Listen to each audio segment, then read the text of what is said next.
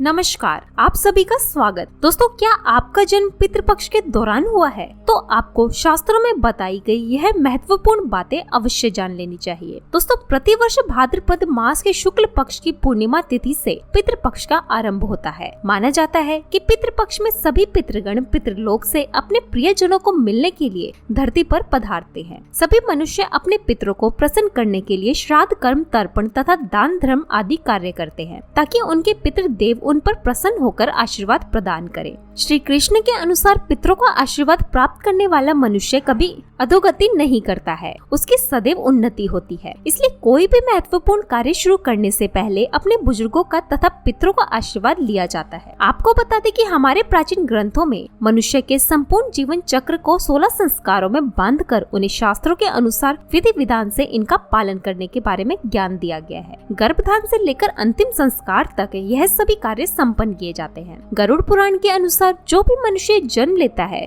उसके ऊपर 3 प्रकार के ऋण होते हैं, जो इस प्रकार हैं: देव ऋण, कृषि ऋण और पितृ ऋण। मनुष्य पूजा पाठ करके देव ऋण से मुक्त हो जाता है। दान धर्म और शास्त्रों का अध्ययन करके वह ऋषि ऋण से मुक्त होता है। और तीसरा ऋण है वह पितृपक्ष में अपने पितरों के लिए कर्मकांड करके उतार देता है। जो भी मनुष्य इन 3 प्रकार के ऋणों को नहीं उतारता है उसे भयंकर दुख और संताप का सामना करना पड़ता है। गरुड़ पुराण के अनुसार किसी भी मनुष्य के जन्म की तिथि और समय पहले से ही निर्धारित किया होता है और जन्म से पूर्व ही उसकी मृत्यु का समय और तिथि भी उसके भाग्य में लिख दी जाती है। यह सब कुछ उसके पिछले जन्म के कर्म के आधार पर तय किया जाता है। इसलिए शास्त्रों के अनुसार व्यक्ति के जन्म की तिथि और समय बहुत ही महत्वपूर्ण होता है। जिस तिथि पर उसका जन्म होता है उसी तिथि के अनुसार उसका भाग्य जुड़ा हुआ होता है। इसलिए आज हम जानने वाले हैं पितृपक्ष में जन्म लेने वाले व्यक्ति का भाग्य और स्वभाव कैसा होता है। तो चलिए जान लेते हैं। क्या पितृपक्ष में जन्म लेने वाले बच्चे बहुत खास होते हैं? क्या उनके अंदर कोई अद्भुत या विलक्षण शक्ति होती है? सबसे पहली बात, पितृपक्ष के दौरान मनुष्य की पिछली 3 पीढ़ियों के पितृगण उसके घर में पधारे हैं और पितृपक्ष के दिनों में किसी बालक का जन्म होता है तो उसे इन महान आत्माओं का आशीर्वाद भी प्राप्त होता है।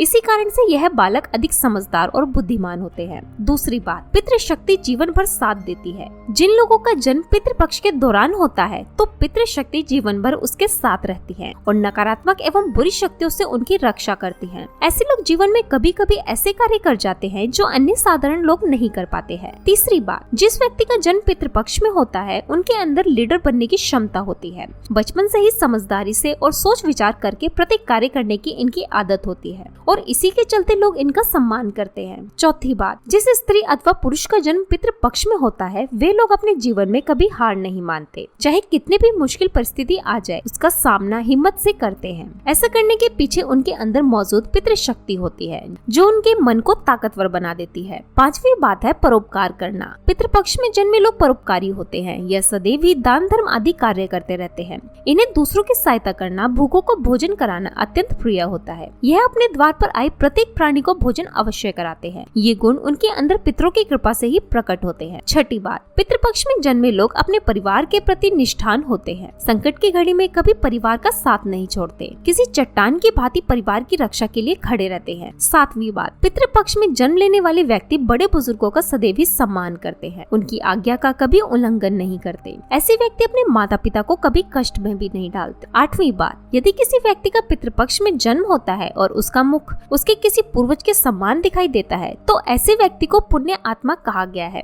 ऐसा व्यक्ति संसार में कीर्ति पाता है और बड़े कार्य करता है। नौवीं बात, पितृपक्ष में जन्म लेने वाले लोग बुद्धिमान, कार्य कुशल और चतुर होते हैं। यह अपने पितरों की कृपा से कुल का गौरव बढ़ाते हैं। इनका स्वभाव अत्यंत दयालु और परोपकार करने वाला होता है। यह सदैव धर्म के मार्ग पर चलते हैं और कभी किसी का अहित नहीं करते। इन लोगों के अंदर कपट, अहंकार, ईर्ष्या आदि प्रकार के दुर्गुण नहीं होते हैं। ये सभी लक्षण मनुष्य के अंदर उसके पितृदेव की कृपा से ही आते हैं। यह लोग अपने परिवार को सुखी और समृद्ध बनाते हैं। तो दोस्तों, क्या आपका भी जन्म पितृपक्ष में हुआ है? तो कमेंट करके अवश्य बताएं। जानकारी अच्छी लगी तो वीडियो को लाइक जरूर करें। साथ ही कमेंट में जय श्री कृष्णा और जय पितृदेव अवश्य लिखें और चैनल को सब्सक्राइब जरूर करें। आप सभी का धन्यवाद।